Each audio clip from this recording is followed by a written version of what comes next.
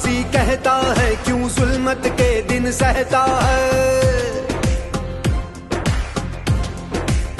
हो तकदीर का काजी कहता है क्यों जुल्मत के दिन सहता है। अपने बच्चों के मुस्तकबिल का कातिल बन के रहता है। ना जीता है ना मरता है क्यों हक लेने से डरता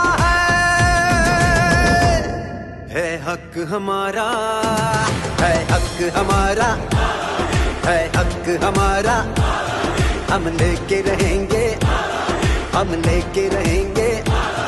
है हक हमारा आजादी, हम लेके रहेंगे आजादी, हम लेके रहेंगे।